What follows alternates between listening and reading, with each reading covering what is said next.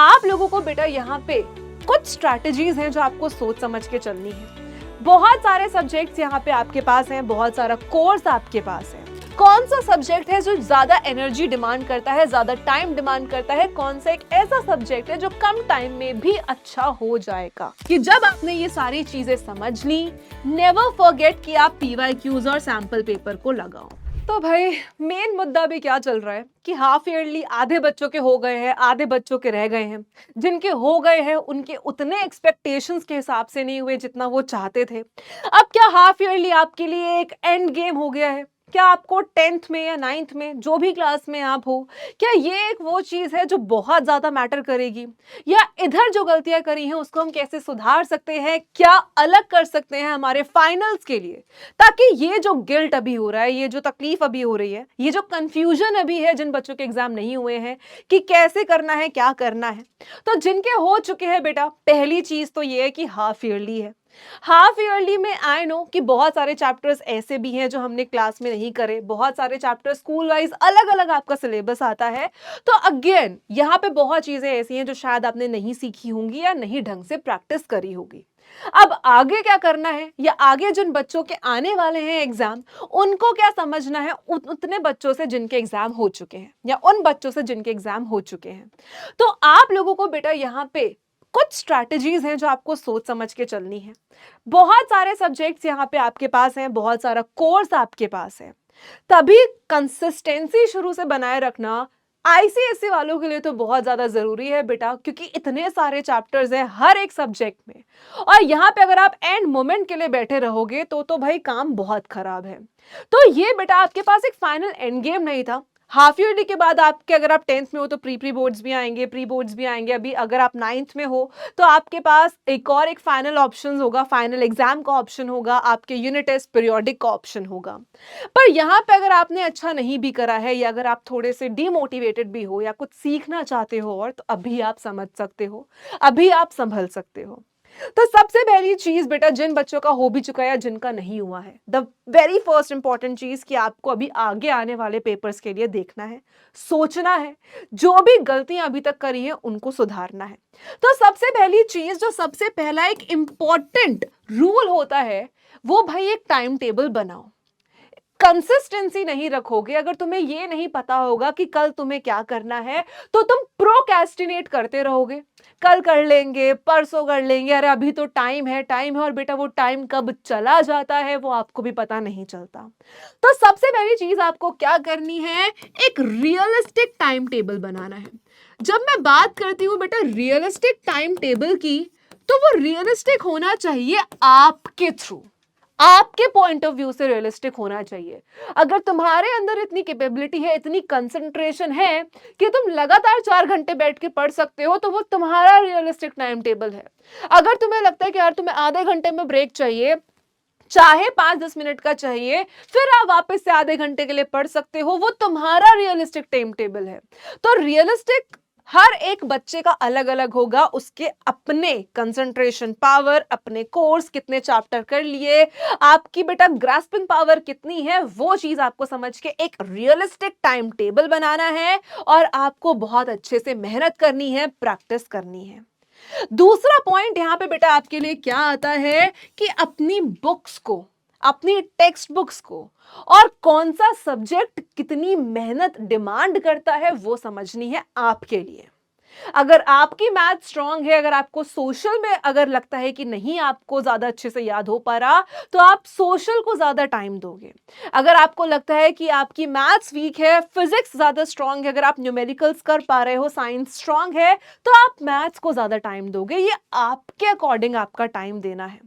तो हर एक सब्जेक्ट को आपको सबसे पहले ये डिफाइन करना है कि आपका सब्जेक्ट कौन सा अच्छा है, कौन सा अच्छा नहीं है, किसमें आप वीक हो, किसमें आप स्ट्रांग हो, कौन सा सब्जेक्ट है जो ज्यादा एनर्जी डिमांड करता है, ज्यादा टाइम डिमांड करता है, कौन सा एक ऐसा सब्जेक्ट है जो कम टाइम में भी अच्छा हो जाएगा। So you have to decide it, you have to make it. आपको खुद प्लान करना पड़ेगा अपने कैपेबिलिटी के अकॉर्डिंग। मैं बार बार ये कैपेबिलिटी वर्ड यूज कर रही हूं क्योंकि बेटा now it is the high time you understand it.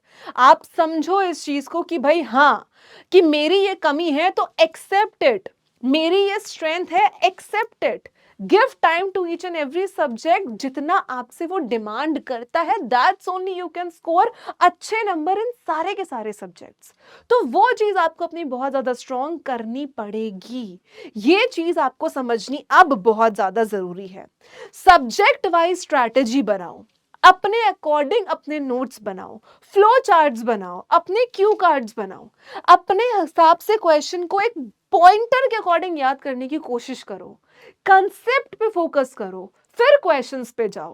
तुम लोगों की एक मेजर गलती क्या होती है कि अच्छा हमने कंसेप्ट समझ लिया, डायरेक्टली चलो अब टफ क्वेश्चन करते हैं, डायरेक्टली इस चैप्टर के पीवाईक्यूज उठा के देखने, उसकी वजह से जो कॉन्फिडेंस है वो बहुत लो हो जाता है।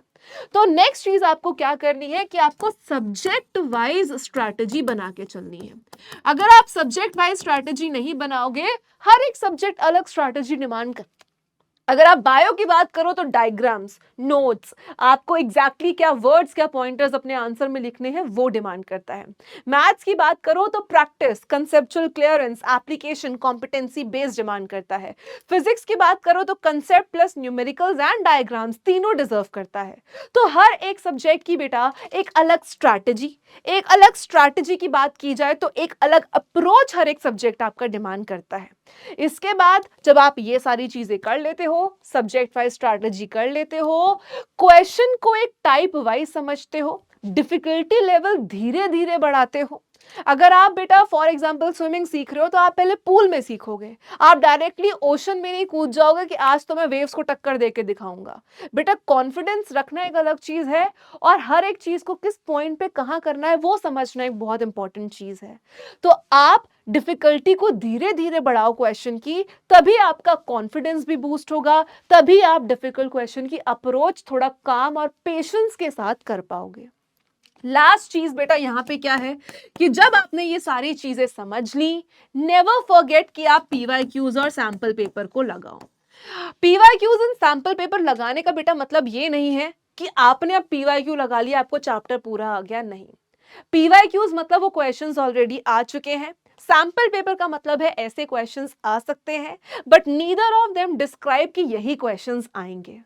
तो आपको वहां पे भी पीवाईक्यू और सैंपल पेपर क्वेश्चन करते हुए भी क्या दिमाग में रखना है कि आप किस तरीके से अप्रोच देख रहे हो, आप उस क्वेश्चन से कंसेप्ट क्या समझ पा रहे हो कि अगर इसको थोड़ा सा ट्विस्ट करके भी क्वेश्चन आपके पेपर में आ जाए तो किस तरीके से आप अप्रोच कर सकते हैं, किस तरीके से आप क्वेश्चंस को देख सकते हैं और किस तरीके से आप लगा सकते हैं। लास्ट दिन पे एज अ स्टूडेंट मैं ये बात आपको बता रही हूं कि पेपर से एक दिन पहले हमारा दिमाग पीक अलर्टनेस पे होता है।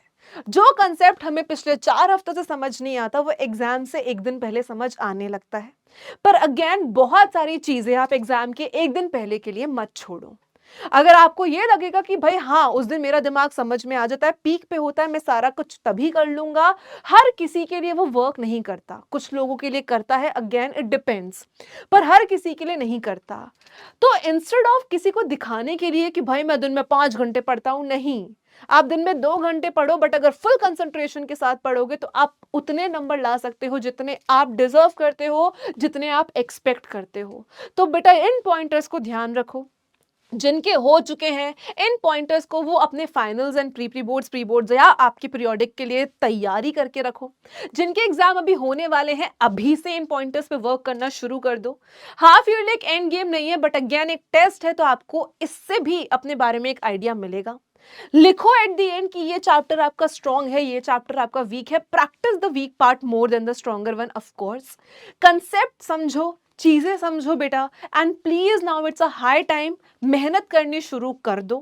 Please it's a high time, क्योंकि अब आपके पास कुछ ही महीने बचे हैं आपके फाइनल्स के लिए। एंड ऑफ कोर्स हम सब चाहते हैं कि आपके उतने नंबर्स आए जितने आप एक्सपेक्ट करते हैं, जितने आप डिजर्व करते हैं।